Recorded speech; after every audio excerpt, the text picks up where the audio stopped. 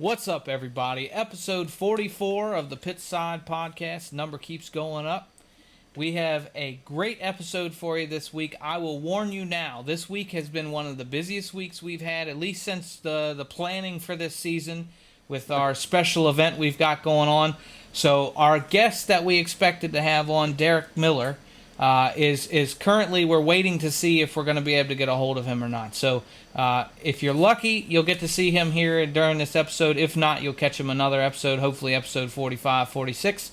And we've got a lot of other stuff to talk about, so we'll go ahead and get started now. Welcome to the Pitside Podcast, where we discuss the latest news and developments in the Coast to Coast Racing League, as well as other racing news inside and out of iRacing. Here's your hosts, the A-Let Outlaw, Preston Cranmer, and Roger, the Bassman, Craig. Yeah, so we're back. Like I said there a few minutes ago, we got a lot going on. And we're hoping to be able to get Derek on the podcast here this week. But this charity event's kept us busy, and I think Derek stays pretty busy just generally anyway. So I got to say, I can't wait to get Derek on. If he's on today or next week, I'm telling you right now, don't miss it. This dude is just amazing. I was doing a little bit of background work on it. I knew Derek. I know some of the stuff, but I didn't know all of the stuff. It's crazy, man. This guy's amazing. So hopefully he gets on this episode. But like Preston said, it's been crazy. We're the Brody Sim fundraisers in full bore. We just finished the LCQs tonight, and I know I'm sleep deprived, from the last few weeks, and we're already planning charity events for next season and the whole next season, and that's all exciting. There's some great stuff coming, but so just got off the track. I know you had a work event or something, so you didn't get to see it. You don't even know what I'm going to tell you. I have no idea what happened. I saw one podium picture, and that's it. I'm going to shock your socks off, buddy. I'm going to totally shock your socks off. So anyways, we had the pill draw today. We'll get into that. And so the 305s, I think we had a full field. Nobody missed the consi. But it was a full field, so going for 8 spots, and there's a lot of names in there and stuff, and all the retreads were in one room. We had a great time. I gotta give a shout out to a couple of people. Gary Taylor was running a great race. He was running third. He was running P3 almost all race with about 2 to go. Got taken out.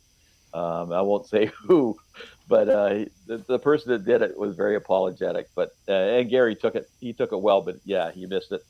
I kind of got the bad slide job taken on me, and I was running.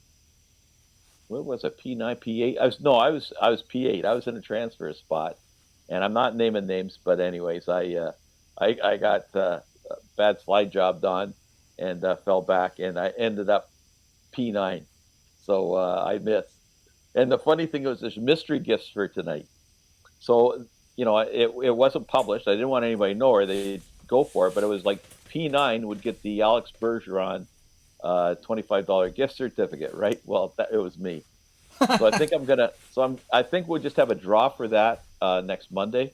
Because nobody did miss. But no, sorry, I did miss, but it was me. So maybe I'll throw that out as a draw to all the guys that made it. Well, I would say you should do the draw based on the spirit of the prize we were giving away before. I think you do the draw from 10th back to wherever the last finisher was, and draw for those guys. Yeah, all the dudes that ticked off 305 in the application and didn't make the show. That's a great idea. We will do that.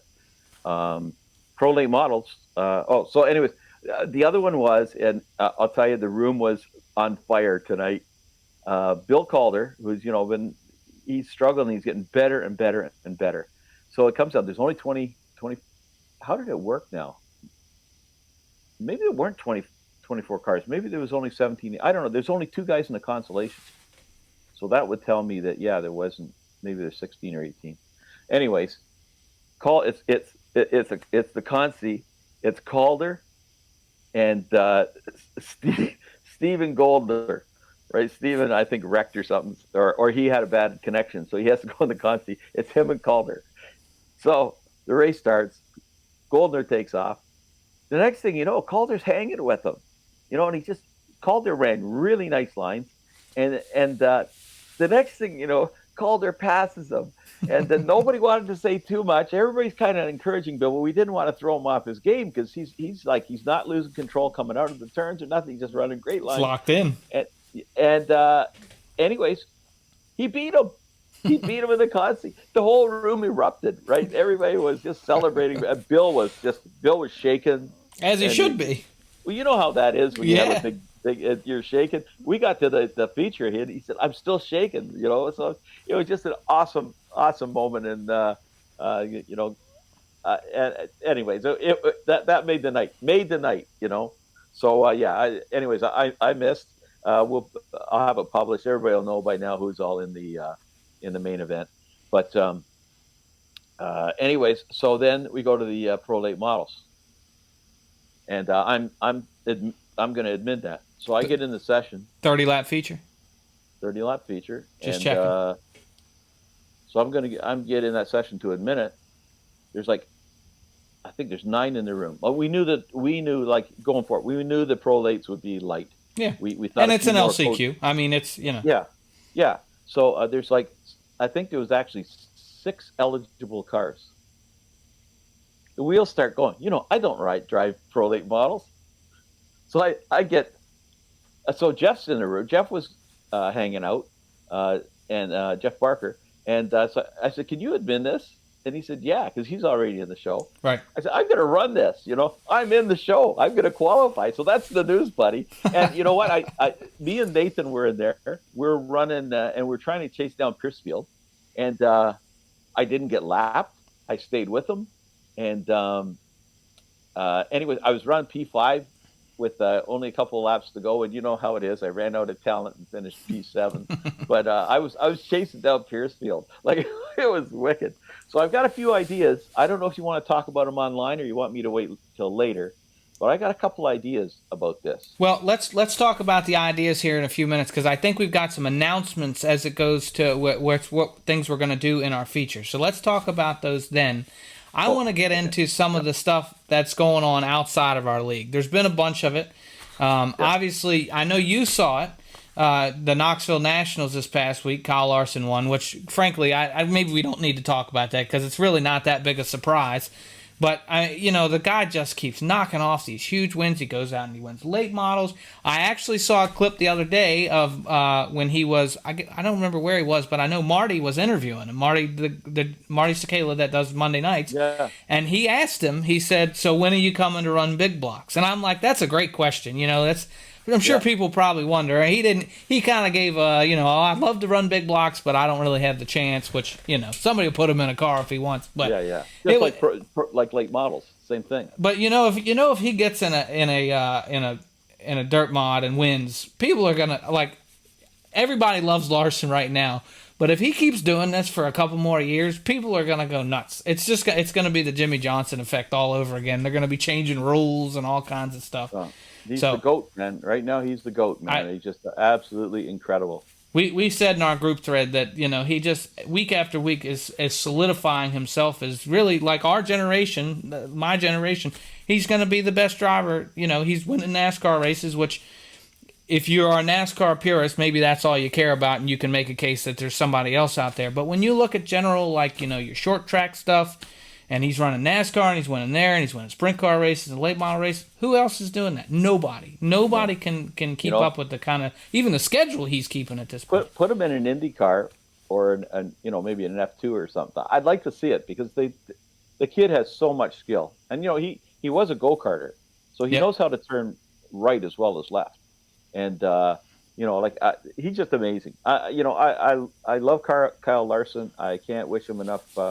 He made a big mistake, and he paid for that dearly.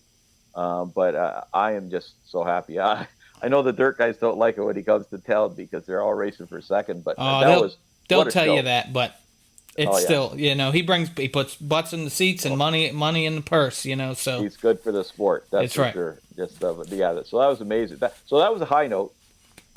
Well, yeah, that's right. And so just prior to that, we talked about this with Steve Bixler before the 360 Nationals about Reutzel getting basically kicked off the World Outlaws Tour. Well, so that story was really kind of going away, and I was surprised that Reutzel hadn't issued a statement. And I figured he was just going to keep quiet. I know Steve told us that he had already heard that Roth and him were going to separate. I don't know if that had been fully determined at that point. I know that was the rumor going around, but that is official now. If there was a couple articles, actually, I think there was one article that was put out, and I don't know the gentleman. He was a guy from Texas, a reporter down there that did the story.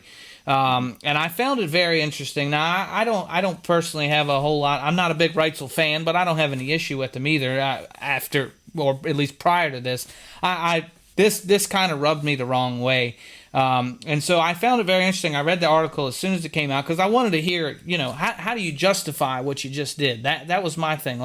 It was based on what the World Outlaws put out. It was a blatant, you knew exactly what you were doing, and you just decided to do it to see if you'd get away with it, or in hopes that you'd get away with it. So it really, it's cheating, right? I mean, nobody likes a cheater. So I read the article, and I want to read part of it because I found it very interesting, and I want to go back to what the World Outlaws said as well. So the World Outlaws released their statement the day after it happened, and one of the quotes in there, it's not the whole thing, but it says that the driver knew the chassis had been previously disallowed from competition by Devitt due to undersized tubing. So this chassis had already been banned. So it wasn't that he brought this chassis out and it was illegal and he got suspended because there was the issue of him moving the sticker from one chassis to another. That was not, obviously that is a big no-no in how they found out about this, but the chassis was illegal and had been banned before. Reutzel's comment was that they had raced it at each of the past 2 years, gone through the World Outlaws Techs as well as Knoxville 360 and 410 Nationals with no problem. We powder-coated it one more time for this year, and apparently one rail got too thin as a result. It's been a favorite car of mine for years, so I made the mistake of changing the sticker, which I don't like that either, because and the words were chosen carefully, I think, because it sounds like it wasn't totally intentional. It sounds like he just slipped up and put a sticker on there, but those stickers go on there when the chassis is inspected. So he says, I own up to it. It was a stupid mistake on my part, something I'll never do again. I'm sure that's true. The car was never intended to be illegal in any way. And that whole statement just reads like, oh, man, how did that happen, right? I have lost a lot of respect for the guy. He's a great driver. There's no doubt. He competes with the best of the best. He ran All-Star Circuit of Champions and ran great. I think he finished. He might have won the points last year. I don't remember. I know it was Eliason was up there with him. Run a World Outlaw schedule this year, but man, what a mess! And it just seems like he's trying to paper over the whole thing.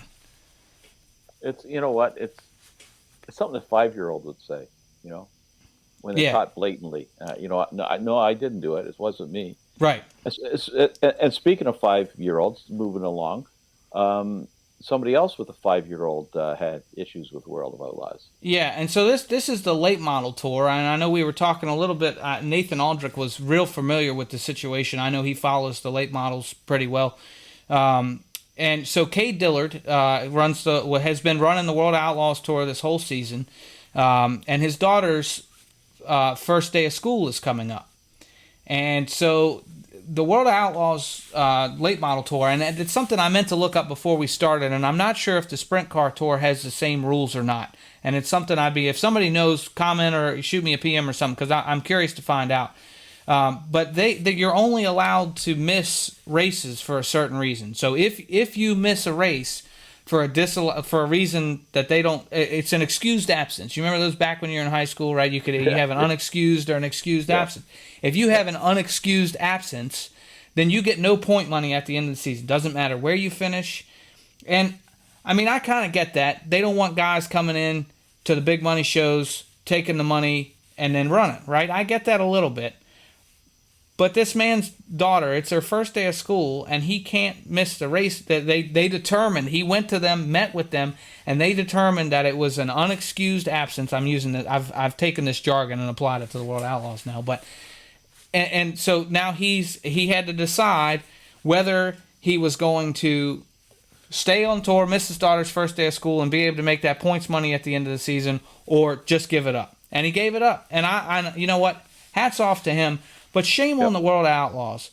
I will tell you, and everybody I know that's into dirt racing will tell you, it's a family function. It's a community, and it's all about getting out to the track with your family. And I cannot imagine.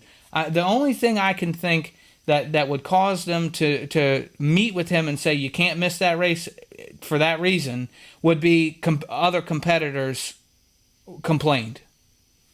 And that was not laid out in the rules, and they want to make sure that the point money gets distributed a different way. I don't know that happened. I have no reason to believe that happened because, again, I don't think the dirt racing community operates that way.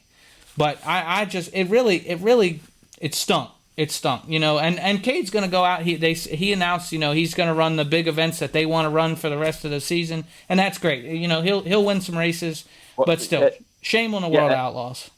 Yeah, and I'm kind of thinking, I'm hoping this is going to be like a Kyle Larson story, where he's just going to go off and just make a fortune in all these other races that he couldn't have run in if he was running with World of Outlaws. And, and I think that's what he's doing. He's going to go to all these big money races. And, I wish him all the luck in the world because family first, man. You got to have a lot of respect for that. Well, and I tell you, I couldn't believe it when I read it. I couldn't imagine such a rule even existed. But again, I can see some logic behind it. But I don't know what the Lucas Oil Series rules are regarding that kind of thing. But you know what? I wouldn't be surprised to see him next season when the season fires up to just go racing with those guys. Because you'll hear a lot of people say that series is every bit as good as the World Outlaws late model tour. I mean, World Outlaws has been a sprint car series for most of my life anyway. That's what I know it for. So I don't know. Pretty interesting. You hate to hear that kind of stuff because that's not what this is about. But you know what? Just moving along here, we got some show and tell. So I'm going to go first, though. I think because because your story is bigger, but I got a great story. So the other day I go down in the mailbox, and there's a package there. Bring it home. Open this package, and this is what's in it. 360. This is I'm not going to do the full model, but it's a Knoxville National T-shirt, the 360s, with the starting lineup on the back. How cool is that? So here's the story: is talk about our league and how it's community related and just good guys that you want to beat. So the Clarence, Iowa trio, or whatever you want to call them, including the alien, Blake Chapman, felt really bad. We were supposed to meet Steve Maurer, Steve Bixler, and Blake, and we were supposed to meet at the Knoxville Nationals. Of course, the border was closed, so I couldn't get there. They felt really bad, and they bought me this shirt and had it mailed up to me. So just what a cool act. I can't thank them enough.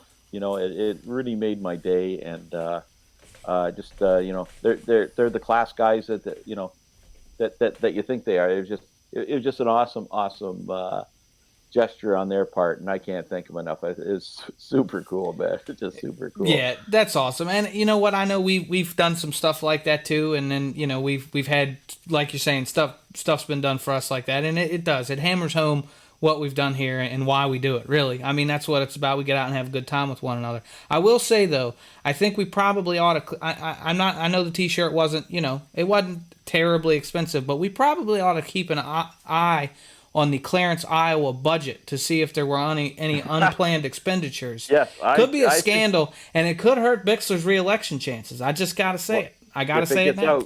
Because I don't think this was a cheap shirt. I really don't. If you're at Knoxville ordering them and they're hot off the press with the starting lineup.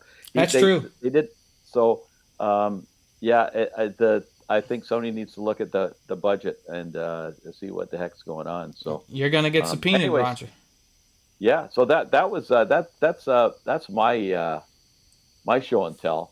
But you know what? There's been a lot of word going around that you had something way bigger than this to talk about. It was more expensive. I can guarantee you that.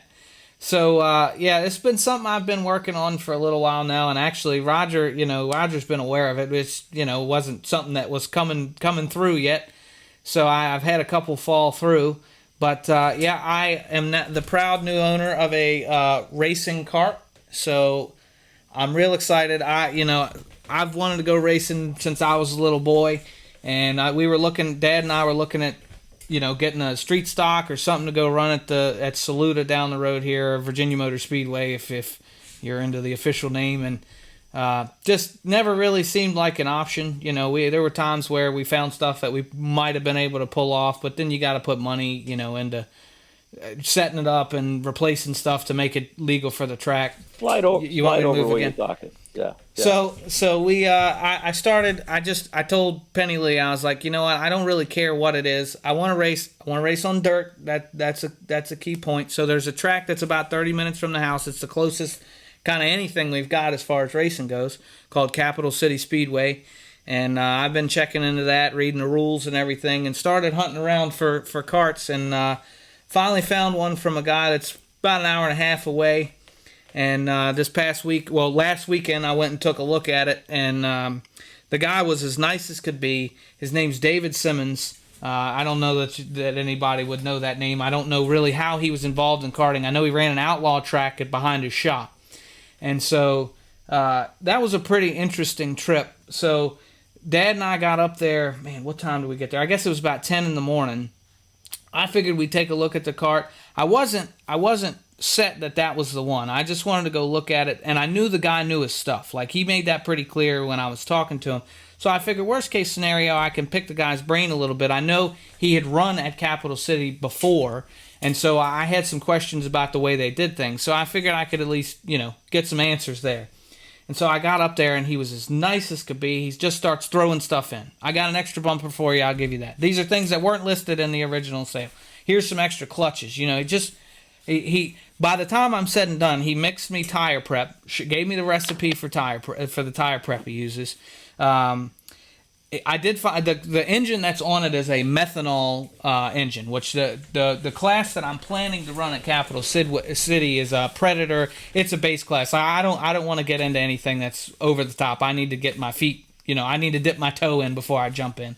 So I'm going to run a Predator class. I'll switch that out. But I found out, too, that he sent me home with a couple extra gallons of methanol and was nice enough to put a couple of ounces of nitrous in there, too. So I'm actually pretty anxious to fire it up, just because I think the tank that was in it the other day didn't have that. I'm not sure. But real great guy. Now, the real story, he owned his own machine shop. That was where we picked up the kart. And he's kind of retired now. I think he does a little on the side. But my dad's kind of been in that world his whole life, too. They knew all of the same people. I'm talking back to when my dad was a kid, one of his childhood neighbors. This guy worked with her husband or something. And Saturday, we stood there for 2.5 hours on their cement floor. My knees were killing me, too. And I'm excited because I'm pretty. By the time we're done talking about the card, I'm pretty sure this is the one. Like I told him I needed to talk to Penny Lee, but just had to get that worked out, and then I was going to come back and pick it up. So we stood there and talked, and I'm like, we got to get out of here. And so we finally left, and it was all good. So came home, talked to Penny Lee, decided, let's do it. I'm going to get it. So I messaged him and said, all right, I'll come pick it up one night this week. Worked it out. We'll go Wednesday. Well, Dad sent me a message. When are you going to go pick up the car? And I said, I'm going Wednesday. He said, all right, I'm going too. I was okay, you don't have to. So we get up there about, I guess, 7 o'clock. And I figure, we'll roll the thing out on the stand, put it in the back of the truck, and head on home. Boy, could I not have been more wrong. There were more people that they both knew. And we stood there for another hour and a half talking, drove home in the dark, got home about 10 o'clock. Would have been Wednesday night, last night. So it was quite the journey, but the guy's already told me there's a couple more outlaw tracks he can get me into if I want to go run with those guys, and I can just go run it the way it is. The nice thing is it's pretty much race ready. He gave me a helmet, a flame retardant jacket, and everything. So I don't know if I'll actually race anything official this season, but there's a turkey trot at the end of November I might try to make, and if not, well, I'll go probably close to full-time starting next season. So pretty excited. I'm probably going to be hitting Lane up here before too long because I got some questions for him too. So. And so I'm going to try to be like Lane. That's the goal. Well, that's awesome, man. And so we might have a couple episodes here. We might have Connor's Corner and Cranmer's Corner. Oh, we'll do Preston's Pits. Preston's Pits. There you go. There you go. Maybe and that's not armpit. Well, maybe I'll wear a tank top. Yeah, so that's what when we were talking at the beginning of the show about a bunch of exciting stuff happening. It's not just league wise, it's not just dirt racing wise. There's a lot of cool stuff happening in both our worlds, I think. Yeah. And I think the big thing too is that Penny totally endorsed it, right? Yeah, and that's what I told her. I was like, I'm certainly in the first season not going to be running for a championship. I don't know I'll be competitive, and frankly, I don't really care. I just want to go racing, man. Like that's all it is. And so I told her, I was like, we got something going on Saturday, and I can't get to the track. So be it. Like that's not what this is going to be. And so I told her I want to do, I go to the track. I want you guys to come too, and come hang out or whatever. And so we'll make a family function out of it, I'm sure. Yeah, that's awesome. As long as it's not World of Outlaws, because evidently, some of the family issues are frowned upon. But I don't think I'm going to have to worry about point money a whole lot anyway, so no worries yet. So, on to back to the Brody event. So we've got, obviously, Monday night is going to be our feature event, and you know what? I'm very excited that I transferred. I made the pill draw, which was tonight. By the way, congratulations on that P2 finish. That was awesome, man. Yeah, you know what? It totally surprised me. I said during my interview, a lot of it was I started P4, right? So it was, or P3 or some. I was up in the first two rows, and I that has a lot to do with it. But that being said, the racing was awesome. I mean, we had one caution. And it was towards the end of the race, so the field got stretched out too, and I think that helped me a little bit. Connor gave me everything I could handle. We got to the point where we were both kind of blocking each other and shoving it in, I was waiting for you both to wreck out. That's what I was waiting. Yeah, but I think some of it I've raced Connor well enough, and he for the most part I don't know him to not race respectfully. At least if he can help it, he's going to run you clean, and I know that about Connor. So, we probably both took a couple of liberties here or there, but we gave each other room, and it worked out. And I enjoyed that. That's what you want. I like to finish P2, right? So if I had to ride around P2 by myself, I'll do it. But it's more fun when you're battling with somebody. So we had a good time. But pill draw didn't go quite so well for me. I'm starting on the inside line. I'm good with that. That was the main thing that I wanted. I obviously would have rather started P1, but I'm looking at P7 now. So give me the rundown because I was being selfish and only look where I was starting. So I know it was on the LCQs tonight in between the races, but and you may have heard it already, but on the front, the 305s, the front row, on the pole, the vice president of the Empire Super Sprints and the Dirt Car Series, Dean Reynolds. Lots of pressure on him. He has not won a feature yet. I know he's dying to, and he's on the pole, so it's his to lose. A lot of pressure there. On the outside is Dan McLaren. Row 2 has Nick Vickery and Blake Chapman, so some speed there. Row 3 has Aiden Young and Connor Ross. And row 4 has Preston Cranmer and John Hine. So it's obvious, this was all done on random.org. There's a validation number you can go see. That it was all done the up and up. But you don't even need to do that. The fact that the executive members, were drawn 7th and 8th is proof enough that there was no fix in here. Well, but there's a sponsor on the front row, so I don't know. Well, there you go. Yeah, But so then in the Pro Late models, the pole position is Brandon Templeton on row 1, and on his outside, Kyle Parker. Row 2 has Kurt Schatzer and Tyler Moffat, 2 new names. So it'll be a mystery how they're going to do. Then we got Steven Spees and Justin Sick. And row 4, Nick Vickery again and John Hine. Now, I tell you what, Both of them are stacked. That Pro Late Model top 8 is a stacked top 8, man. Good gracious. Well, then if you go past that, you get Brian Dickens and Tom Taylor, Terry Landis, Brett Carlton, Jeff Barker, Dean Reynolds, Dan McLaren, and Aiden Young. I mean, no slouches in there. If we go back to the 305s, I never did talk about row 5 to 8. Andy Patton, who's wicked in the 305s. Steven Spies again, DJ Boydell, Nathan Aldrich, good for him. He's starting up near the front. Justin Sick showed up again in the 305s. Terry Landis, Doyle Taylor, and Jeff Kemper. And so that's Doyle Taylor's Tom Taylor for anybody that doesn't know. Yeah, so yeah, he goes. I guess I was just reading the way it was printed, but Doyle/Tom Taylor, and congratulations to all those guys. Like Taylor and Landis qualified for both on the last night. I know there might have been a couple others, but good on them. They I don't know what it's like to transfer, but no, I do, because Pro Late models. I didn't tell you, I get in the session that Pro Late model. There's only 7 of us, and I forgot I had my Speed McQueen wrap on. So.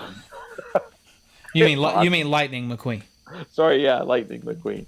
So, anyways, that's it's all good, buddy. That's fine. So I'm going to go into another section here, and we might edit this out. Okay, so from this point on, we'll see. So here's what I'm proposing.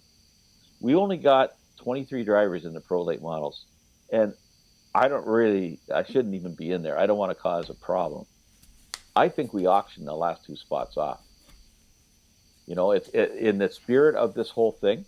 I think, I was thinking maybe $50, or how about $100?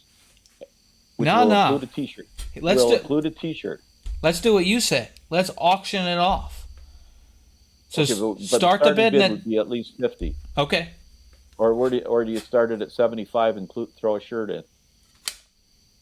I tell you what. Anyways, start it at 50, and I'll throw the shirt in. You heard it here, folks. So if you want, and I'll give up my spot. So we got, I don't know. We're live here, so kind of relatively live. You're hearing it here first. We haven't even had a chance to talk this over. I just threw it out. So there will be an auction for this stuff. How we're going to do it, we're not sure. But and for the guys that qualified, I'm sure in the spirit of this thing, and if it's putting more money. Into the coffers of the expense account, that's stacking up for the Sims, all more power to everybody. So I had zero intention of running Pro Late models. It was just when I got in there, I ran it. But I'll sell my spot. So and there's, what, I could even see some of the guys at the front buying that spot just to get me out of there. So I'm not a problem when they come around. That's a thought. It's like buying 2 seats on an airplane, right? Yeah, so right. Just to put it in perspective, as far as we're going to start that bidding at $50, right? But and we're doing at least one. We'll announce how many exactly we have, and that'll be out before this podcast airs, so you guys will know that. Yeah. But just to put it in perspective, at least that one spot. And if it's more than one, I'm willing to donate one shirt. We'll see if somebody else steps up for another one. All that'll come out. But just to put that in perspective, $50, the average price of a shirt after shipping is about $30. So realistically, if you were to go buy the shirt, then you're only spending $20 at that first bid. So that's American. It's a little more Canadian. Well, okay, not those shirts. But that's true. But it's true. Yeah. So what you said is true. So So I love that idea. This is what happens on this podcast. This is how these things work with Preston and I, and it's really the only chance we get to talk to each other like this, and so we gotta make best use of the time. So there you go, you got that. Yeah, you got to realize the Pitside podcast is born out of the fact that Roger and I would get on Discord every so often and just try to get things figured out, and we'd end up shooting, just chewing the fat. Almost slipped there. And so we just got to the point, like, maybe we should do a podcast, and now we just record our ramblings for an hour a week. Yeah. So and you know what, we got to really start promoting that. Some guys either don't want to watch this or don't have the time to watch this or whatever. But we're on Spotify, we're on Google, whatever it's called, podcast or whatever, Apple Podcast. Yep. And so and I do this with Dirty Bo. Junior's show. I listen to Junior when I'm driving. Sometimes I catch up 3. If I'm doing a car run, I might even get 2 episodes in on a run. So think about that. Just put, we're in Spotify and all that, and catch up on all the league stuff and all the latest happenings with the Coast to Coast Racing League. Yeah. So for anybody not watching right now, please tune in on Spotify, Apple, or Google Podcasts. So Right maybe on, that buddy. advertisement may not be super effective, but it's true. Yeah. So, and that's Well, another thing. Even if you're not, and this would help us out, and it's going to sound silly, but we're still early on a lot of those platforms. So if you can, and you're going to watch it on YouTube, if you can, like, while you're at work, just like plug your phone in, mute it, and let it play through once, it would help us boost some of those numbers so we can get started. I don't care if you don't listen on Spotify, but I got to get our numbers up there a little bit so we'll actually get, we'll show up in front of more people if we can get to a certain threshold that we're not terribly far away from. So that would be helpful. But you guys, you don't have to watch us. We're not the most pleasant people to look at. So check it out on one of those platforms if you prefer. And we should say, for anybody that is listening, Preston's new cart is black, just because they wouldn't know. What are you talking about? I didn't Your catch new that. cart, it's black, Yeah, isn't it? right. Yeah, Well, why they- wouldn't they if know? they're It's right listening there. Oh, Well, they're on Spotify. Thank you. It Oh, didn't yeah, register. you're from See, Virginia. You're from Virginia. Okay, Yeah, sorry. all right. I'll speak slower. all right. Thank you. Yeah. Okay. Thank you. All right. So So anyways- yeah, let's get into the next new cool thing. I think we're gonna at least try Monday. Yeah. So, and again, this is how these things happen. So the other night, I think it was night 2 of the qualifiers, and we're in the 305s, and there's quite a few guys out. So we wanted to preserve the track, so we were going to pull everybody off with 2 minutes to go. So I just thought, you know what? No, guys, pull up the front straight, and it all the guys stopped along the front straightaway, and it looked like everybody's waiting for the push cars to come along.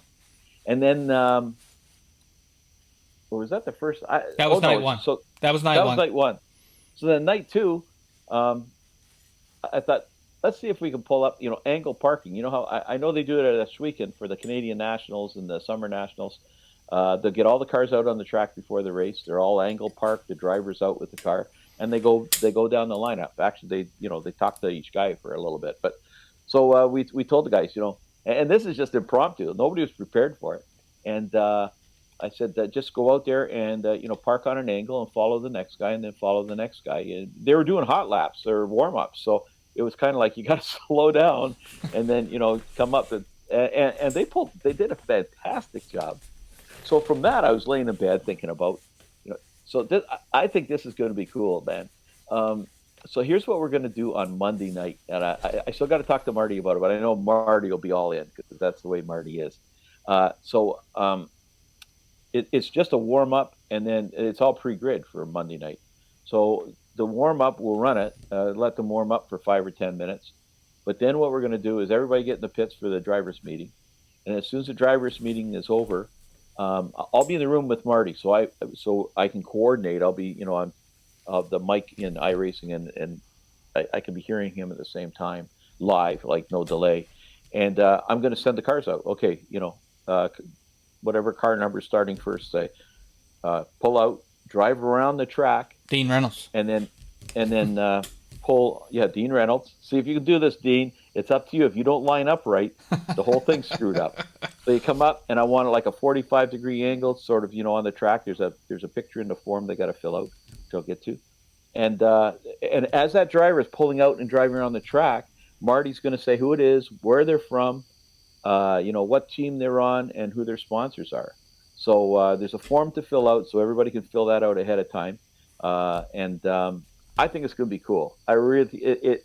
It's taken a minute to recognize every individual driver and give them their 10 seconds or 15 seconds of glory as they go around the track and get in that lineup. Yeah, and you know what, guys with actual sponsors, this is exactly the kind of thing that they want for those, and everybody wants their 15 seconds, right? So that'll be real cool. I'm excited about it. So I'm asking because we obviously plan everything while we're on the podcast. Is it going to be that Marty will say, give the information and you wait for him to get around the track? Or is it going to be he finishes up the first guy and then the next guy goes and then they'll all kind of just line up? So you'll end up with a couple of guys on the track at a time. No, I think we're going to do one at a time because I don't want to overcomplicate this, or then it's a disaster. So, I'll when the guy pulls out of the pits, Marty will start doing the rundown as he drives around. So if he sort of gets around like turn 4 and he's going to line up, but Marty's done with them, then I'll get the next guy. So yeah, it'll be it'll be bang, bang, bang, but it won't follow. But enough time that he can focus on that car and give the sponsors the love. We're limiting it to 3 sponsors. So I don't think Lane's in the event, but the 47 sponsors that Lane lists, it's got to be limited to 3. So anyway, I had to narrow ours down too. I think it's going to be cool. And then the 305s, not the prolates, but the 305s will do a 4 wide to start the race as well. So 2 things there. But and the prolate models, we will give them all that love of the same thing. They'll come out one at a time, and hopefully they can get those things steered enough. But anyway, so we got the weekend to get all the information to Marty. We have a lot of information in our databases, but it's kind of scrambled a bit. So this way it's fresh, it's up to date, and there's information that we've been looking for that we might not necessarily have. Right. This will be good for the broadcasters going forward as well. Yeah. So, and how about a shout out to Rudy Cummings for coming up with, Max Speed TV, filled in that void, and just what a guy. Yeah. And we may be working with them down the road more. They did a great job. And another one, a big shout out to here. Nick Vickery got in the booth tonight. Hit it out of the park. I didn't. I'm going to go back and watch, but I was hearing bits and pieces of it, and he was just killing it, man. 2 North Carolina guys. You could understand all the words they were saying, which was good. And but it was they both had the kind of drawl going, and which I love. I love North Carolina accent.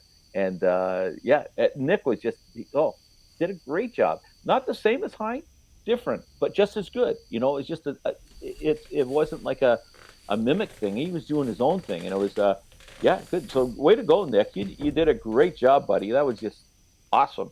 And we'll be seeing more of that sort of stuff going down the road. I'm excited. I'm so excited about some of these things we're doing that I think we're doing things that nobody else does, and or very few. I don't know if anybody's ever done this driver introduction thing before. So I think it's it's cool, and it's I'm sure there's somebody out there that's done something similar, but I think the polish we have between our drivers, knowing our event structure and how that works, but combined with we always have great announcing teams.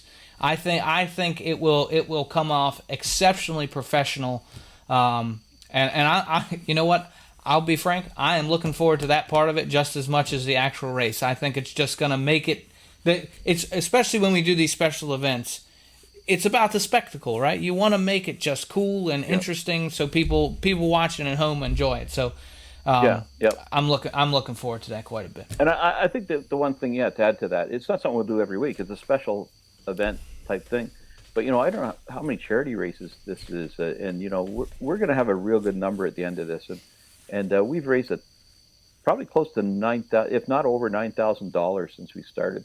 And the big thing is that I think we get better. We find out how to do things better. We learn from our mistakes, and it's the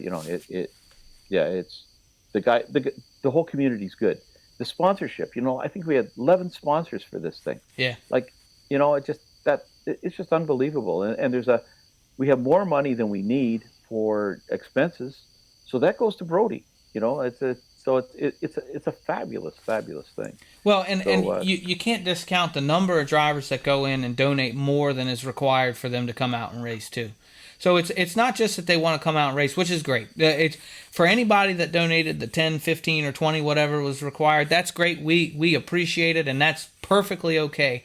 But you see, we had an anonymous $300 donation, and we have no idea who made that donation. It's fantastic. No. I love that people get excited about this kind of stuff. So we're going to keep doing it. If we can keep doing some good for people, we're going to just keep on doing this. Yep, and it's what we're all about. And the shirts, 30 shirts you were telling me today we sold, and I think there'll be more. I believe at last, that was earlier today, I think we're up to 32 now. And then we'll really pump it Monday. I mean, I hope we get some extra people watching. And I'll tell you that we've had tons of league guys buy them too. But the Sims shared out that link when we originally shared it out, and I've got numerous people who I have no idea who they are in Oregon and Washington State, and even maybe one in Utah, that are fans of Brody Sim. And I tell you what, I love selling shirts to the league guys, but I would that is special to me because now people are getting stuff with our logos on it because we're doing something for Brody. And I mean, how cool is that? You know, there are going to be people out in Oregon that don't know who the heck we are, and they're going to see these T-shirts, you know, and it's awesome. It's really cool. And you know, a big shout out to you, buddy. That was your idea, and it generated a lot of money for Brody, as well as that cool thing about all these shirts. And you know, we ordered the whole Can-Am Racing Team Canadian contingent. You know, we all ordered one, but of course they're still in the mail. But can't wait to get one. You know, can't wait to wear it. I'll have it on the podcast because I had a Grady shirt. It's cool. And this one's just as cool. And thanks for what you do on that, buddy. That was great. Hey, man, I don't mind doing that at all. I like doing it. It's fun. And you know what? It's a nice way for guys that are contributing to get something for themselves, too. So it's just a good match. Yeah, and they come in kid sizes. We should throw that out there. Yeah, I don't know if we've sent that link out a whole lot, but if you have a youth size, and that's something that I'll tell you, the artwork is designed, so I have some different options as far as. So I think right now they're kind of like toddler, kid, youth sizes. But if you have a young kid, you want a onesie or like that's what it is. They're youth sizes. I don't have toddler sizes set up or infants at the moment. If you have a child that you'd like to purchase one of these, let me know. I'll get you a link set up and you can purchase one of those too. So I'll be glad to set that up for whoever might need it. You're awesome, buddy. That's awesome, man. And I know, you know, I don't think I'm looking here and we haven't. I just see a note from Derek. I fell asleep, so sorry, fellas. So I don't think Derek's going to be on tonight. We will set that back up again. But we do need to talk about something related. I think we need to talk about Derek a little bit. Yeah, Derek is just amazing. You know, we'll get into it all when we get him on the podcast. This guy is an amazing dude. You know, he grew up on Ashwegan, you know, near the track on the reserve. A proud Aboriginal guy. He's won 2 Juno Awards, which is Canada's version of a Grammy Award. So, like, you know, this is not trivial. I've been listening to his music, and it's just knocking it out of the park. It's kind of like I got hooked up with Tom Petty like about 10 years after they were out, and I bought every album, and I just like got hooked. This is the same thing. Like this is stuff he put out in the 90s and the early 2000s, and it is cool stuff. But anyways, I'm listening to all that, and he's got this one song called 10,000 RPMs. I'm thinking like, geez, that's got like, it's cool. We've been looking for a song for a long time for our, you know, the old feature thing. We wanted to get serious, but you know, the song "Serious" that the World of Outlaws used. But I don't know, like it's hundreds and hundreds of dollars, and you're going through all sorts of red tape and everything else. So it was just on a whim. I was talking to Derek. So Derek, multi-talented guy. He's an actor. You know, he's won awards as an actor. He produced his own show, TV show on the Aboriginal Television Network. He wrote all the music, and I think he helped direct, or that's what we got to find out, is the Friday Night Thunder. It's like a 10-part series on racing at Ashwegan. You know, all the natives that are involved racing at the track. It's a great series. He put all that together. Anyways, this 10,000 RPM, I said, like, it would fit perfect into this into the feature, and I ran it by Preston, and you were like right on board, like, hey, let's do this. So I reached out, you know, okay, but it's a bit of a stretch. Can we get it? Because we don't need to have our broadcast pulled down because we violated something. So I said to Derek, you know, is there any chance we could use it? Like, you know, it's a wicked song. Said, yeah, go ahead. And it turns out that the record company, the producer or whoever it is, they went belly up, and he owns the rights. And he just said, you know, here, you've got my permission right in this message here. Just take a photo of it and go. It's killer. So maybe, Preston, what you could do is I did that one little sample video. Unfortunately, I didn't capture the engine noises, but well, we don't even need to do that. This is Sunday. we're going to do this on Monday night. So we're going to introduce our theme song for our features, and it'll be played every broadcast feature going forward, and it's killer. And I'm so pumped about it because it's one of our own guys in the community. It's sort of multi-talented guy. He drives a crate sprint car too. I was going to say, you hadn't even mentioned the fact that he's a race car driver yet. He's a race car driver. Won his heat the other night in Merrittville, and but just multi-talented guy. So I'm just so proud that we've got our own guy. We're promoting our own stuff. We have so many talented people in this league, and I can't wait for everybody to hear it because it's just wicked. And it's going to be, our signature song or tune, and people will associate it with our league. And I just can't wait to see that. So we can't wait to talk to Derek. He played the closing ceremonies of the 2010 Winter Olympics. Is that right? How cool is that? That is freaking this cool. Guy. I don't want to give it all away, but I mean, I'm so pumped about it. He's recorded with Willie Nelson. Like, come on. He toured with Buffy St. Marie. He's been on stage with Blood, Sweat, and Tears and a bunch of George Thorogood. I mean, this guy has been everywhere. No wonder we didn't get him. Like he said, he was sleeping. The guy's go, go, go. I think I read here. Where is it? Let me find it. Because I think he's writing as well. So it's just unbelievable. Anyways, we'll get Derek on because and we might be able to hook it up this week. So we're talking about maybe next week or whatever. It might be this week. If we can get it in before the Sunday. But regardless, I can't wait for that. I've been wanting to talk to Derek we've talked about it for months. We have. Long before we knew any of this, half of the stuff you've just shared, and anything about the fact that we're going to be able to use some of his music in our broadcast.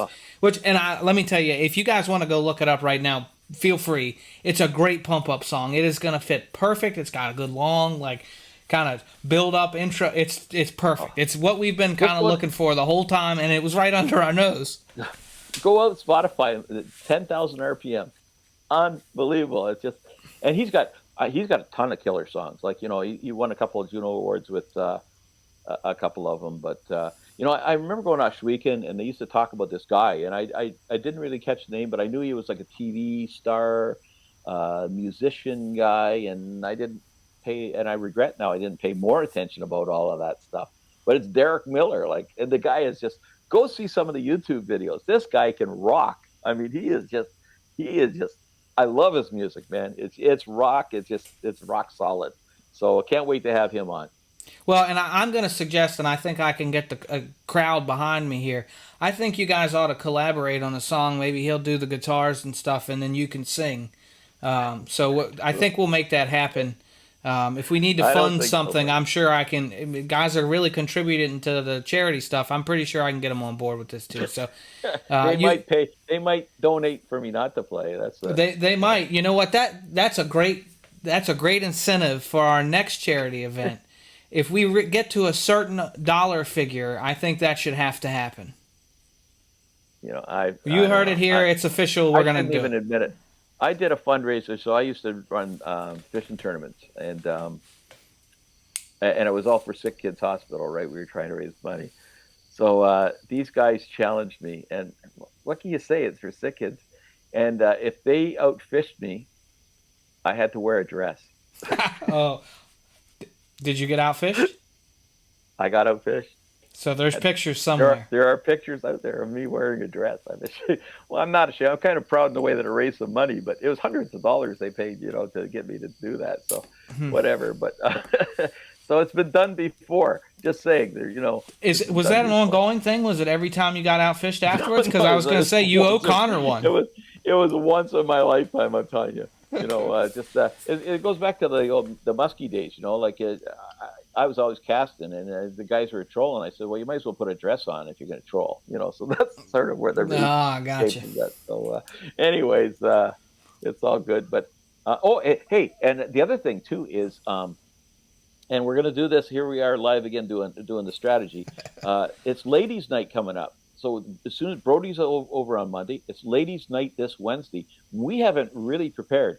I'm thinking, we usually do a team practice on Sunday night. But, yep. The races the races are fixed. They're at Volusia. I'm not sure how much we get benefit from the team. I'm thinking maybe Sunday night we set up a session for the ladies to practice, and maybe Tuesday night for the ladies to practice, so that they'll be ready on Wednesday night. Because it's we haven't done a big lead up, but we do have a ladies league. We got ladies all signed up. And throw this out there right now: if your wife, or girlfriend or significant other, is interested in racing, or you can talk her into it.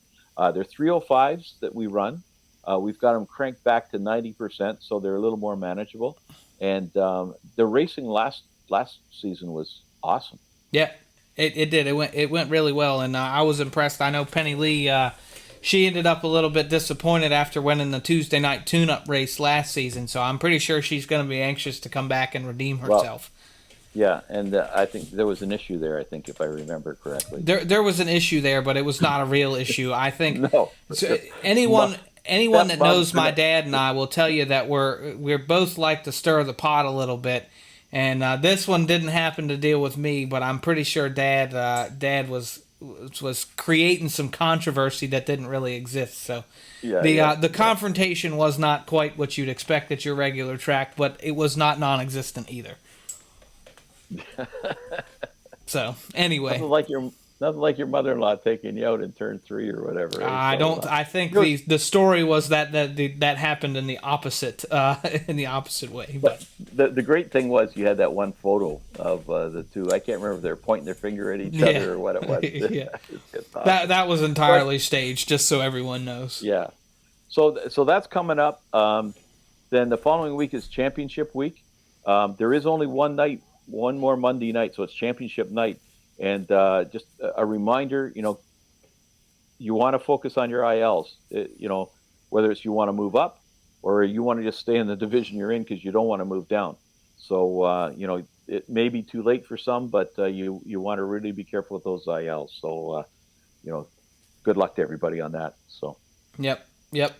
Lots going on. It's been a great week. I want to just reiterate how appreciative we are of everybody's contributions, sponsors, drivers, everybody coming out. There's one thing that you mentioned to me the other day: the camaraderie in these events has been fantastic.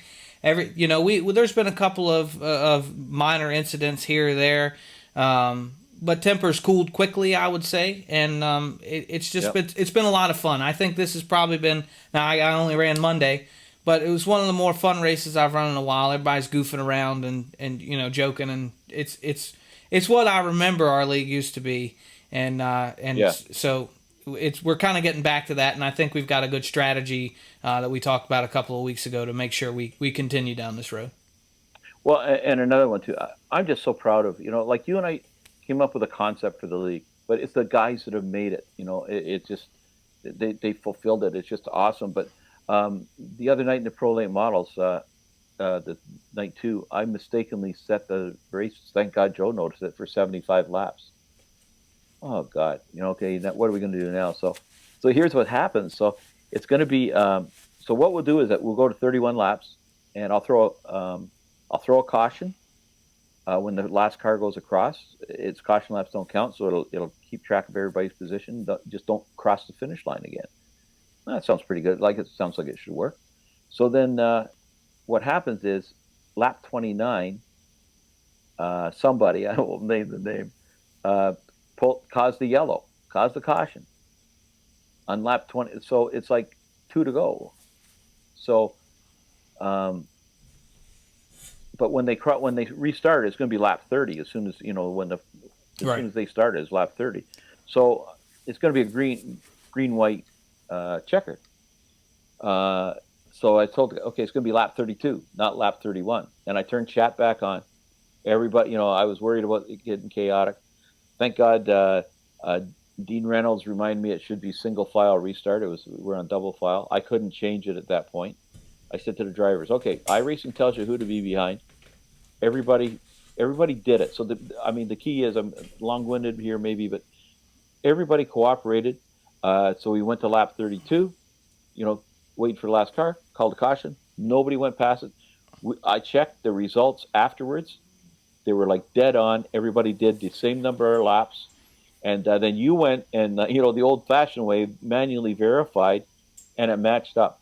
I mean, those guys were awesome. There was no chaos. There was no call-outs or frustration. The only people that were on the mic were a couple guys with good points, and they were like admin types. It was just really, really, the guys teamwork saved my ass. Teamwork, they saved my ass, really. Yeah, it was just kudos to them all, because that could have been a disaster, but it was fine. It was a non-event, and it was great. So that just a shout out to all the drivers. Yep. Especially in this series, it's just been remarkable.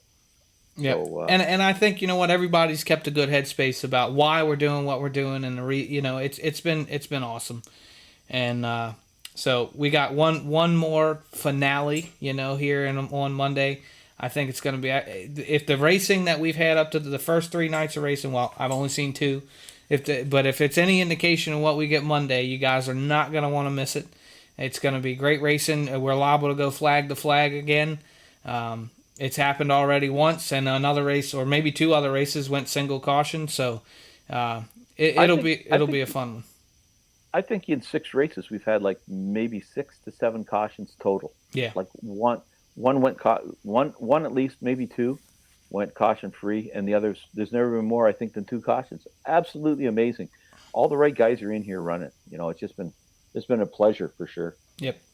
Well, guys, I think we're going to go ahead and call it quits for episode 44 here. We're going to get Derek Miller here on.